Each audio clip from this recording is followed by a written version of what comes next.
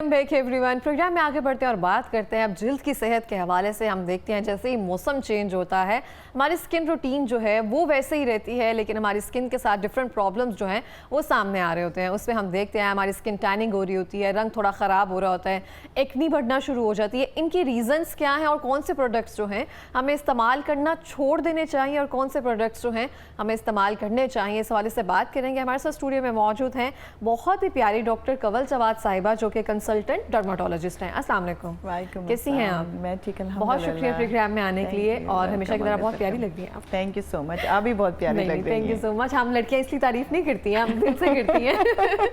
नहीं, purple colour में भी देख रही थी, बाहर से बैठी हुई, बड़ा सूट कर रहा है आपको माशाल्लाह। Thank you so much doctor Kanwal साहिबा। हम देखते हैं आपने इंस्टा पे भी चीज़ें जो हैं या फिर अपने जितने भी सोशल पेजेस हैं वहाँ पे एक्टिव रहती हैं, और जैसे ही सीज़न चेंज होता है या फिर कोई ऐसी बात होती है जो आपको बतानी होती है तो आप फौरी तौर पर एक अवेयरनेस जो वीडियो है ना वो साथ साथ बनाती रहती है, गाइड करती रहती है, अपडेट करती रहती है हमें, और ऑब्वियसली वो हम देखते रहते हैं। Thank you so much. तो उसी हवाले से फिर हमारे जहन में जो सवाल आते हैं ना, आज हम आपसे वो करेंगे।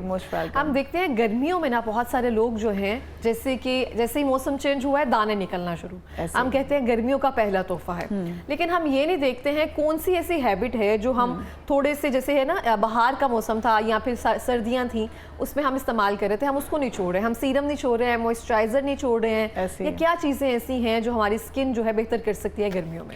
देखिए, जब वेदर चेंज होता है तो हमें ख़ुद को इस चीज़ के लिए तैयार रखना चाहिए हमेशा, पूरी बॉडी को, ना सिर्फ स्किन को बल्कि पूरी बॉडी को इस चीज़ के लिए प्रिपेयर रहना चाहिए कि आपने अपनी चीज़ों को अब चेंज करना है।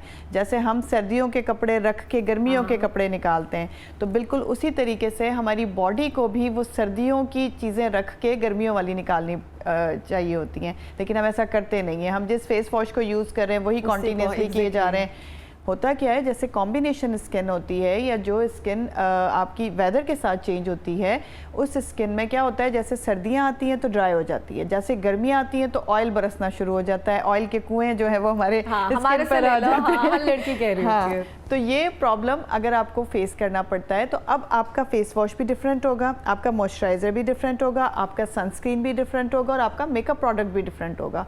तो इस चीज़ को अगर हम जितनी जल्दी एडमिट कर लें उतनी जल्दी ही हमारी स्किन बहुत सारे प्रॉब्लम्स के साथ बच सकती है।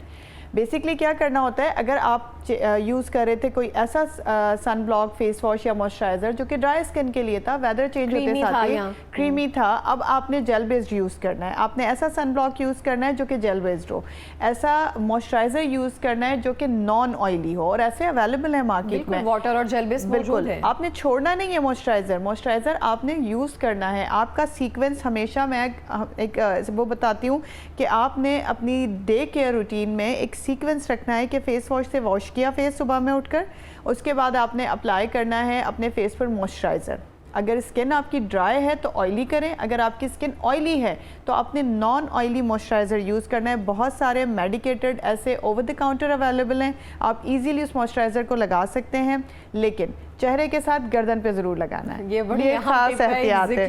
बिल्कुल, और आपने जो मॉइस्चराइज़र चेहरे पे लगाना है वो नेक पे भी लगाना है। उसके बाद 3rd नंबर पे आपने अप्लाई करना है अपना विटामिन सी सीरम, अगर आप यूज़ करते हैं तो। अच्छा, बहुत सारे लोगों में कह रहे थे कि अगर विटामिन सी सीरम गर्मियों में इस्तेमाल किया जाए तो ब्रेकआउट हो जाते हैं। वो तब होता है ब्रेकआउट अगर आपकी स्किन ऑलरेडी ड्राई है और आप कॉन्टीन्यूसली रेटिनॉल या फिर आप कॉन्टीन्यूसली विटामिन सी यूज़ किए जा रहे हैं बगैर ये जाने कि इधर वो आपको सूट भी कर रहा है कि नहीं। सो आप देखें, अगर आप यूज़ टू हैं विटामिन सी यूज़ करने के तो morning time is best for you, और वो बिफोर सन ब्लॉक होगा, आपने उसके बाद सन ब्लॉक लगाना है। लेकिन अगर उससे ब्रेकआउट्स हो रहे हैं आपको तो आपने उसे तर्क कर देना है। उसकी जगह पे आप अपना, अगर आप 30+ हैं तो हाइलुरोनिक एसिड लगा सकते हैं सीरम का, ठीक है, और उसके बाद आप अपना सनस्क्रीन लगाएंगे।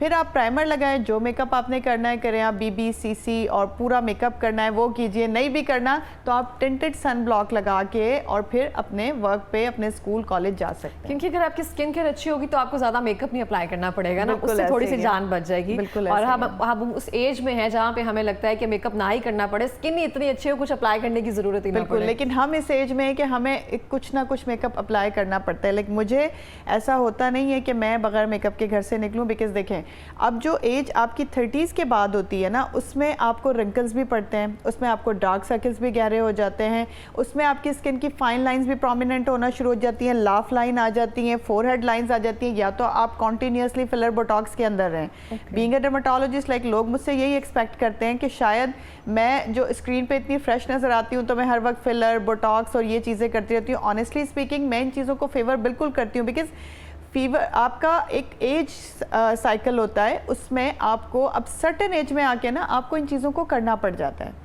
ठीक है, आपको अपनी स्किन केयर रूटीन के लिए वो चीज़ें जो आपको सूट करती हैं सही डर्मेटोलॉजिस्ट के पास जाके बिल्कुल करवानी चाहिए। डिपेंड करता है आप कितने पैशनेट है अपनी स्किन के हवाले से। आपको लगता है बोटॉक्स की ज़रूरत है आपको, तो आप करवा लें। अगर आपको लगता है फिलर्स करवाने हैं तो खर्च, अदरवाइज इतनी अच्छी स्किन केयर रिजीम रखें आप अपनी कि आपको इन चीज़ों की कम से कम तरीन ज़रूरत पड़े ज़रूरत, बट बहुत लेट एज में जाके। लेकिन मैं आपको बहुत करीब से देख रही हूँ, ऐसा कोई ज़रूरत नहीं। आप कह रही ना हर टाइम मेकअप, वो बहुत माइनर सा मेकअप है, इतना लग भी नहीं रहा है। हम देखते हैं बहुत सारे लोगों को पिगमेंटेशन, खवातीन को मेलाज्मा पिगमेंटेशन जो है ना, वो जो पैची स्किन होती है ना, वो ज़्यादा डार्क होना शुरू हो जाती है, प्रोमिनेंट ज़्यादा होती है गर्मियों में। उसका क्या रीज़न है? देखिए जैसे गर्मियाँ आती हैं, अगर हम प्रॉपरली वही जो हम बात कर चुके हैं अभी, स्किन केयर प्रॉपरली इस्तेमाल नहीं कर रहे हैं, तो उसका रिजल्ट क्या होता है कि हमारी स्किन जो है जब वो सनलाइट को एक्सपोज होती है तो हमारी जो स्किन के अंदर सेल्स होते हैं जो कि मेलाज्मा करवाते हैं, पिगमेंटेशन करवाते हैं, मेलानिन उन्हें कहते हैं। बेसिकली मेलानिन हमारी स्किन का कलर डिसाइड करता है। अल्लाह पाक ने ये सेल हमारे बॉडी में इसलिए रखा है कि ये अगर ज़्यादा होता है तो स्किन का कलर डार्कर होता है, जैसे कि एशियन की स्किन हमारी स्किन होती है। बट अगर ये बहुत कम होता है तो उनकी स्किन टोन 1 और टाइप 2 होती है। जैसे कि आपने देखा होगा जो गोरे होते हैं UK US में, मोस्टली उनका मेलानिन कम से कम तरीन होता है। सो जैसे ही सन को ये एक्सपोज करता है और आपने किसी भी किस्म का सनस्क्रीन, सन ब्लॉक नहीं लगाया हुआ, तो UVA UVB दोनों रेजेस आके उस मेलानिन की तादाद को बढ़ा देती हैं, डबल ट्रिपल कर देती हैं। स्पेसिफिक जगह पे हिट करते हैं। आप देखते हैं चीक बोन पे ख़ास तौर पे, नोज़ पे ख़ास तौर पे, आपकी ये जो आईब्रोज के ऊपर वाली जगह है, इन जगहों पे सबसे पहले मेलाज्मा स्टार्ट होता है। उसका रीज़न ये है कि ये prominent part of the body हैं, prominent part of the face हैं, जो कि सबसे पहले हिट करते हैं सनलाइट्स को। और ज़रूरी नहीं कि सनलाइट्स ही हों, स्क्रीन लाइट्स हैं, आपकी स्टूडियो लाइट्स हैं, आपकी टीवी लाइट्स हैं, आपका किचन की हीट है, ये सब कुछ मेलाज्मा और पिगमेंटेशन को डबल कर देता है। और ये किसी चीज़ से नहीं जाता है, लेज़र से भी ये टेम्परेरी जाता है। अगर आप इसका आफ्टर केयर नहीं करेंगे तो इसका कोई इलाज नहीं। आप बिलीव करें पूरी दुनिया में इस वक्त हमारे लिए लाइक बीइंग अ डर्मेटोलॉजिस्ट अगर मैं आपको बताऊं इकरा, तो ये एक टारगेटेड ट्रीटमेंट है, चैलेंजिंग है। लाइक इसको हम ख़त्म कर लेते हैं, पेशेंट बड़ा मुतमईन होकर घर चला जाता है। ऑल्दो कि हम उसको ये बताते हैं ये वापस आ सकता है, आपका स्ट्रेस लेवल इंक्रीज हुआ ये वापस आ जाएगा, आपकी अगर सन एक्सपोजर इंक्रीज हुआ ये वापस आ जाएगा, आपकी स्किन केयर रूटीन में कोई फ़र्क आया ये वापस आ जाएगा, आपकी बॉडी में आयरन डेफिशिएंसी हुई, विटामिन D डेफिशिएंसी हुई या कैल्शियम डेफिशिएंसी हुई, इन सब में से कुछ भी अगर होता है, इसने दौड़ दौड़ के वापस आ जाना, ये मुंतजर रहता है बस कि मुझे मौका दें। और बिल्कुल ऐसे ही मेरा पर्सनल एक्सपीरियंस है। मेरी यहाँ पे कंट्रोल लाइन है, तो मैं उसको छेड़ती नहीं हूँ, तो मुझे लगता है कंट्रोल कम करना पड़ेगा। ये लाइन ऐसे ही अल्लाह पाक ने वैसे ही दे दिया, वैसे ही दे दिया है। जब ये स्किन केयर रूटीन खराब हो जाए, या जैसे आपने कहा ना कोई स्ट्रेस आ जाए, तो ये जरा प्रोमिनेंट हो जाती है, अदरवाइज खुद ब खुद फेड होना शुरू हो जाती है। बिल्कुल ऐसे। अच्छा, सन ब्लॉक की अगर हम बात करें, बहुत सारे लोग जो है ना इससे फॉर ग्रांटेड लेते हैं, कहते हैं कि सिर्फ ये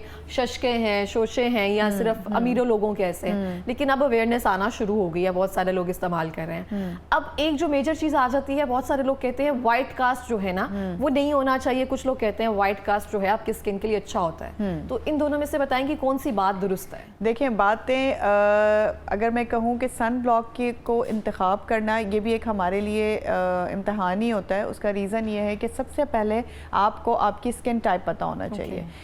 सन ब्लॉक दो तरह के होते हैं, एक केमिकल एक फिजिकल। ठीक है, केमिकल फिजिकल सन ब्लॉक्स में फ़र्क ये होता है कि आपने कौन सा कब लगा के निकलना है, लेकिन उससे भी पहले टॉप प्रायोरिटी पे बात की आती है कि आपकी स्किन टाइप क्या है। अगर आपकी स्किन टाइप, जैसे कि मेल्स होते हैं, वो बहुत अवॉइड करते हैं कि सन ब्लॉक हम लगाएं बिकॉज उसकी कास्ट आ जाती है और वो नहीं चाहते कि कोई टेक्सचर आपके फेस पर आए, अपेयर हो। या फीमेल का तो थोड़ा सा चल जाता है बट मेल्स का बिल्कुल नहीं चलता, सो वो इसीलिए सन ब्लॉक अवॉइड करते हैं। सन ब्लॉक अगर आपने लगाना है और आप चाहते हैं कि आपके चेहरे के ऊपर उसकी कोई कास्ट नज़र भी ना आए, तो आपने ऐसा सन ब्लॉक यूज़ करना है जो जेल बेस्ड हो।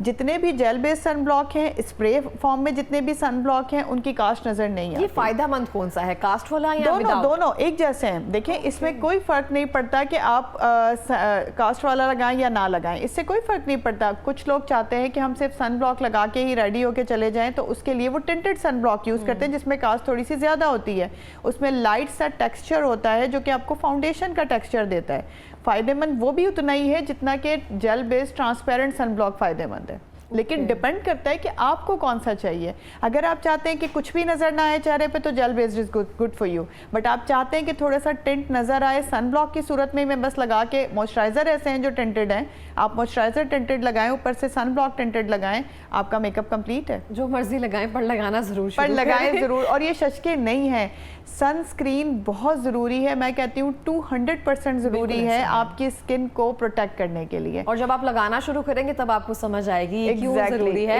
ऐसे नहीं कोई आपके दिल में आकर बात डाल सकता। मैंने यकीन करें अभी कल ही लेटेस्ट वीडियो अपनी बनाई है उन लोगों के लिए जो कहते हैं कि हम सन ब्लॉक नहीं लगाते, हमने धूप में नहीं जाना होता, उन्हीं के लिए स्पेशल ये वीडियो बनाई है कि अगर आप ऐसा नहीं करते तो इसके रिजल्ट्स आपके लिए क्या आ सकते हैं। बिल्कुल ऐसे, और बहुत सारी चीज़ें जो हैं वो ज़रूरी होती हैं, ऐसे नहीं कोई कह रहा होता, इस्तेमाल करके देख लिया जाए। हाँ देखें ना, सन ब्लॉक हमने नहीं सेल आउट करना, हमारी दुकान पे नहीं मिलता। अब आप देखें जो स्टेरॉइड कंपनी है ना वो भी बना रही है सन ब्लॉक, ऐसे ही है बिल्कुल, वो भी वाइटनिंग सन ब्लॉक बना रही है। है। लेकिन देखें आपने ना कॉस्मेटिक्स वाला सन ब्लॉक बिल्कुल मैं इसके अगेंस्ट होती हूँ, नहीं आपने यूज़ करना, आपने मेडिकेटेड यूज़ करना है, अपनी स्किन की टाइप के मुताबिक यूज़ करना है। और SPF एशियन जितना एशियन स्किन है ना उसमें 50+ होना चाहिए, आपने ये भी देखना है। बहुत सारे लोगों का जवाब ये होता है कि जी हमने जो मॉइस्चराइज़र लगाया था उसमें 30 था SPF, सफिशेंट है, वो लगा लिया, उसमें सन ब्लॉक शामिल है। देखिए जो हमारी स्किन टोन है ना उसमें कम अज़ कम आपने 50 और 50+, 50 के बाद वाले जो हैं उनमें कोई बहुत ज़्यादा फ़र्क नहीं होता, फिर आप 100 SPF लगाएं या 50 लगाएं, इट्स द सेम थिंग। हाँ कोई ख़ास फ़र्क नहीं होता इसमें, सो बट 50+ होना चाहिए एटलीस्ट। डॉक्टर कंवल मैं आपसे पूछूंगी कौन सी ऐसी चीज़ है जो ओवररेटेड है, टोनर ओवररेटेड है या मॉइस्चराइजर ओवररेटेड है? इकरा ओवररेटेड से आपकी क्या मतलब है कि लाइक इसकी इतनी कोई ज़रूरत नहीं है लेकिन हम इस पे पैसे खर्च कर रहे हैं? नहीं, फिर टोनर, बिकॉज मॉइस्चराइज़र तो कंपल्सरी है, इधर वो आपको समर में चाहिए हो या विंटर में चाहिए हो, दोनों कंडीशंस में मॉइस्चराइज़र नीडेड है आपकी बॉडी के लिए, क्योंकि हमारी डाइट बहुत अच्छी नहीं होती, हम लोग हाइड्रेशन लेवल प्रॉपर्ली मेंटेन नहीं कर पाते, ठीक है। तो उसके लिए हमारी बॉडी को फिज़िकली मॉइस्चराइज़र मस्ट चाहिए। टोनर आप ना भी लगाएं तो चल जाता है, मैं टोनर नहीं लगाती, मैंने आज तक नहीं लगाया, टू बी वेरी ओवररेटेड लगता है इसलिए मैंने पूछा। मैं कहती हूँ इसकी क्या ज़रूरत है, इसकी कोई ज़रूरत नहीं है। लाइक बहुत सारे लोग उसको कहते हैं, फेवर करते हैं, जो लोग अपनी अच्छी स्किन केयर करते हैं वो यूज़ भी करते हैं टोनर को, और वो समहाउ आपकी स्किन को टोन अप भी कर देती है। बट उससे पहले आप जो बेसिक चीज़ें क्या वो आप यूज़ कर रहे हैं, उसके बाद वाली जो बेसिक चीज़ें क्या आप वो यूज़ कर रहे हैं।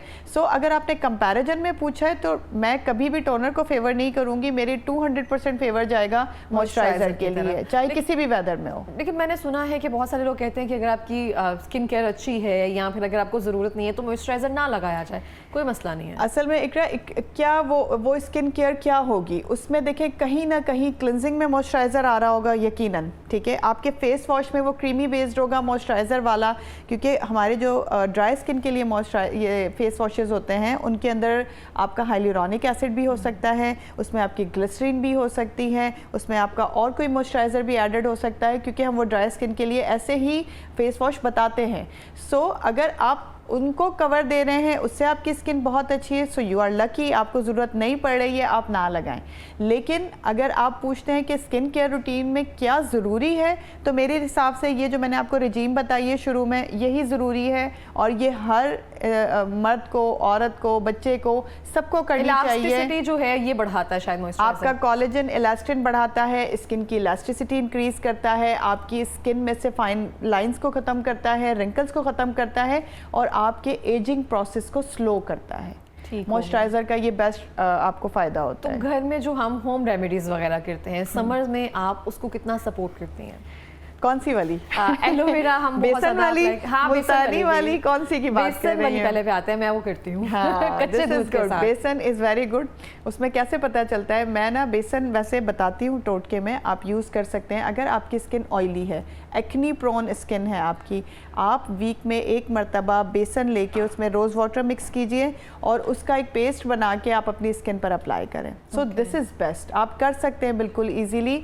लेकिन उसके बाद आपने अगेन क्या लगाना है, मॉइस्चराइजर, फिर क्या लगाना है, सन ब्लॉक। सो वो आपने ज़रूर करना है। लेकिन नो डाउट बेसन इस्तेमाल करने से आपकी स्किन का ऑयल कम होता है, सीबम प्रोडक्शन स्लो हो जाती है, एक्सफोलिएट कर देता है। और एक फ़ायदा भी है जो हमारी अम्माओं के ज़माने का है कि उसमें आपने देखा है कुछ लोग, जैसे मैं बिकॉज सिंध से बिलोंग करती हूँ, तो सिंध में मैंने देखा, आई डोंट नो यहाँ होता है या नहीं, आपने सुना है कि सिंध में बच्चों को, छोटे बच्चों को वो लोग बेसन लगा के और उसको जब वो खुश्क होता है तो उसे रगड़ के उतारते हैं। रवे जो होते हैं ना, उससे क्या फ़ायदा होता है कि आपके फेस की जो एक्सेसिव हेयर ग्रोथ है वो कम हो जाती है। हाँ, हम पंजाब में भी हम ऐसे करते हैं ना। हाँ। तो वो बहुत वो टोटके बहुत अच्छे हैं अम्माओं के ज़माने के, और उससे आपकी फेशियल जो स्किन है वो भी खूबसूरत हो जाती है, मुलायम हो जाती है, और आपके जो एक्सेसिव फेशियल हेयर्स हैं वो ख़त्म होना शुरू हो जाते हैं। सो बेसन को उस टोटके के तौर पे भी इस्तेमाल किया जाता है, लाइक सिंध में किया जाता है, आप कह रही हैं पंजाब में भी होता है। सो इट्स ओवरऑल मेरे ख्याल में पाकिस्तान में यूज़ करते हैं इसको, ये हमारी अम्माओं के ज़माने के टोटके और बहुत बेनिफिशियल हैं। सो बेसन आप यूज़ कर सकते हैं, लेकिन अगर आपकी स्किन ड्राई है तो प्लीज़ आप बेसन से ज़रा अवॉइड करें। बेसन में अगर हम शहद और दही